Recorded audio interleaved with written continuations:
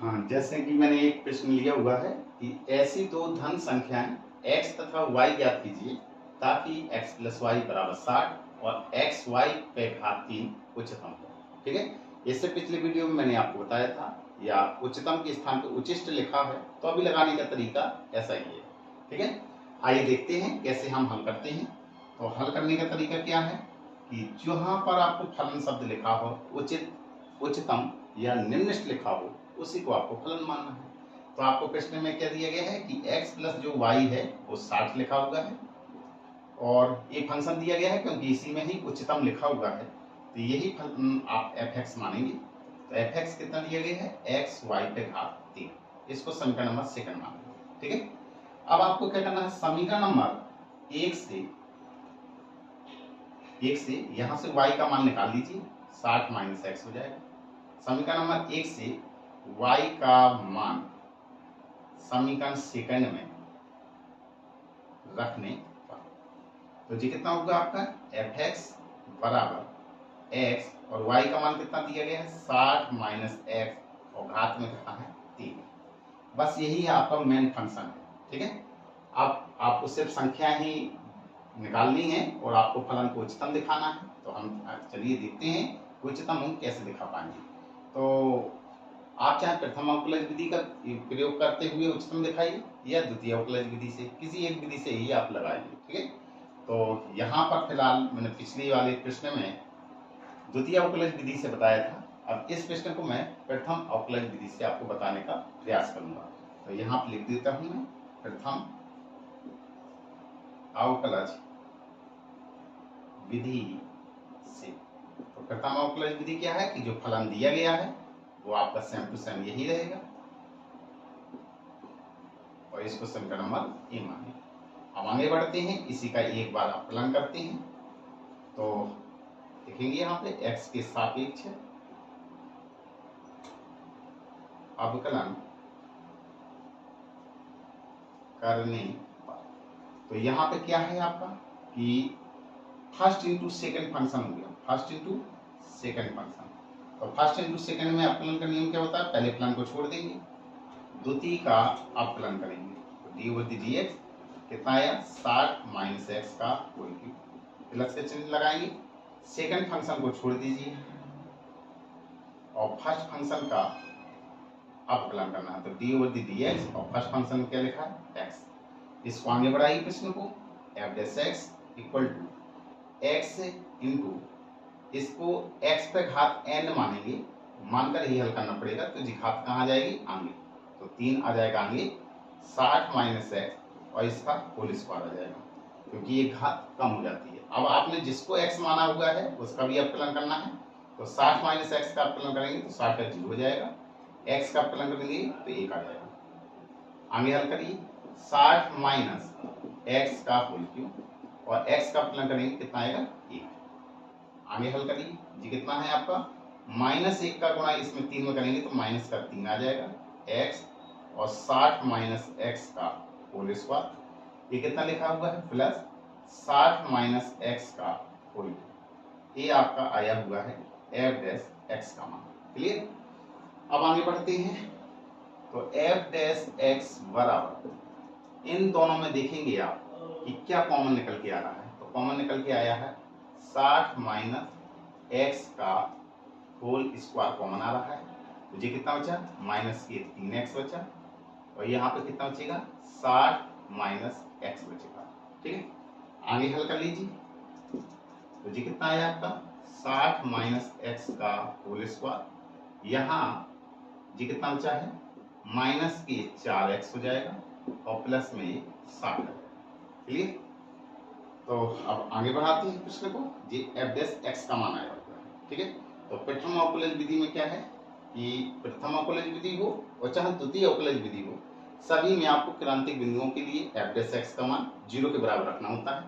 तो यहाँ जगह नहीं है तो इस प्रश्न को मैं यहाँ लगाऊंगा, पहले इतना उतार लीजिए। ठीक है, अब इस प्रश्न को मैं यहाँ बढ़ा रहा हूँ। ठीक है, तो लिखेंगे यहाँ पे क्रांतिक बिंदुओं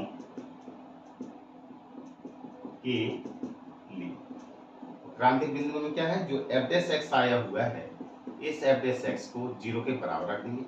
एफ डैश एक्स का मान जी आया है, यहाँ रख दीजिए 60 माइनस एक्स का होल स्क्वायर, और ये कितना है माइनस के 4x और प्लस के 60 और बराबर में 0। क्या करना है, पहले फलन को 0 के बराबर रखेंगे, पहले फैक्टर को, तो 60 माइनस एक्स का होल स्क्वायर और बराबर में 0। तो 60 माइनस एक्स अंडर रूट 0, तो 60 माइनस एक्स कितना आएगा 0। एक्स का मान निकालेंगे, एक्स के इस तरफ पक्षांतर करेंगे तो एक्स का मान 60 आ गया। ठीक है, दूसरा मान चलते हैं, माइनस के 4x प्लस में 60 और बराबर में 0। तो 4x के इस तरफ पक्षांतर करेंगे तो प्लस के 4x हो जाएगा बराबर में 60। x का मान निकालेंगे तो 60, जी 4 कहाँ जाएगा इसके बटे में, तो 4 का भाग करेंगे कितना आएगा 15, तो एक x का मान कितना आ गया 15। तो आपको क्या है कि दो बिंदु मिले हुए हैं, एक आपका क्या है कि एक 60 मिला हुआ है, एक 15 मिला हुआ है। वैसे तो हम 60 को 2 बार भी लिख सकते थे, 60 माइनस एक्स को स्क्वायर को 2 बार लिखेंगे तो 60 minus x into 60 minus x आएगा, लेकिन मान आपका 60 ही आएगा। तो हम दोनों क्रांतिक बिंदुओं को क्या करना है, संख्या रेखा में प्रदर्शित करेंगे। तो ए कितना है, माइनस के अनंत होता है, ए प्लस का अनंत होता है। सबसे पहले छोटा मान रखते हैं, तो छोटा 15 है, एक्स के 2 मान निकल के आए, एक 15 आया है और एक 60 आया है। ठीक है, तो 15 रख दिया और 60 मान लिए यहाँ रखा।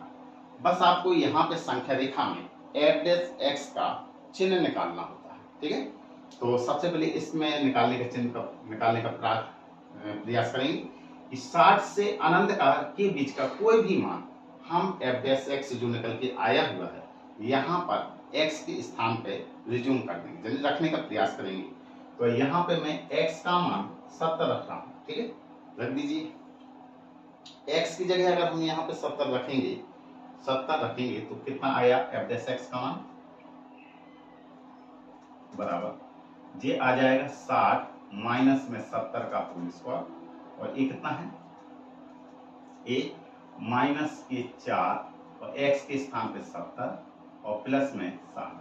तो आप देखेंगे ये तो पूरा आपका प्लस का उत्तर रहेगा।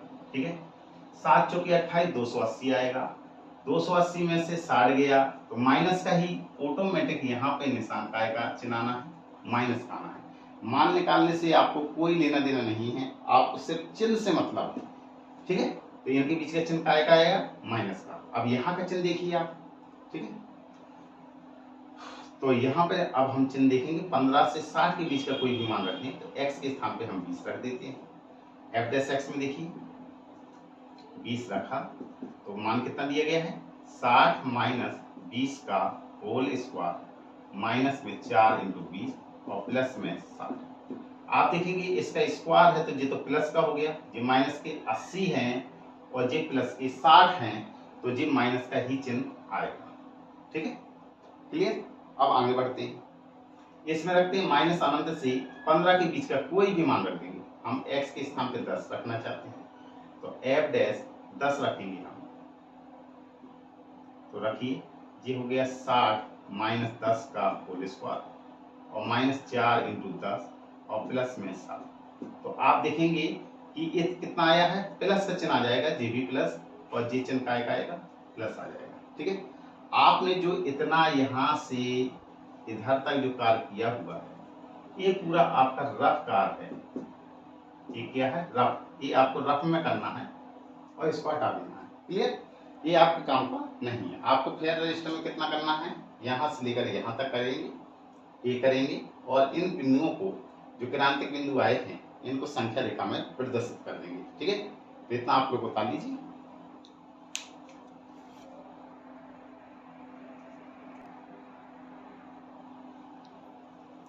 अब देखिए इस प्रश्न को आगे बढ़ाते हैं। यहाँ पे हम चलते हैं, सबसे पहले x बराबर 15 पर एफ डैश एक्स का चिन्ह है। x बराबर 15 पर चिन्ह क्या है, एफ डैश एक्स का प्लस से क्या हो रहा है माइनस, एफ डैश एक्स का चिन्ह प्लस से माइनस में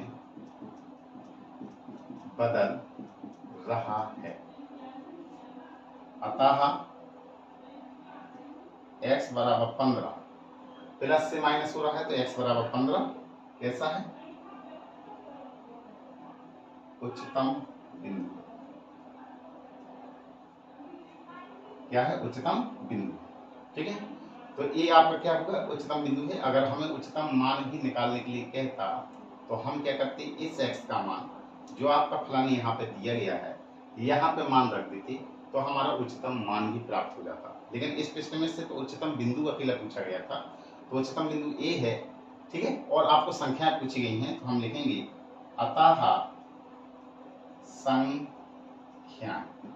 तो संख्या x का मान कितना है 15, एक संख्या तो जी आई हुई है और दूसरी संख्या कितनी हो जाएगी आपकी 60 माइनस एक्स, 60 माइनस एक्स के स्थान पर 15 रख देंगे तो जी कितना आ गया 45। तो ये उच्चतम बिंदु x बराबर 15 पर उच्चतम बिंदु प्राप्त हुआ है। तो उच्चतम बिंदु के मान के लिए x और y दो जो संख्याएं हैं, एक 15 आई हुई और दूसरी संख्या 45 आई हुई। अब इस प्रश्न को और आगे बढ़ाते हैं। अब यहाँ पे हम देखते हैं x बराबर 60 पर f डैश x का चिन्ह माइनस से माइनस हो रहा है, अतः x बराबर 60 कैसा है, नति परिवर्तन का बिंदु, नति परिवर्तन का बिंदु है। तो जो कि आपके काम का है नहीं, आपके काम का सिर्फ कौन सा था, जिस मान पे हमारा उच्चतम मिला हुआ है तो x बराबर 15 आपके काम का है। ठीक है, ये नति परिवर्तन का बिंदु है, ये आपका काम का है ही नहीं। ठीक है, तो इतना समझ में आया। तो इस तरीके से इन प्रश्नों को आप हल करते हैं, इसको उतार लीजिए।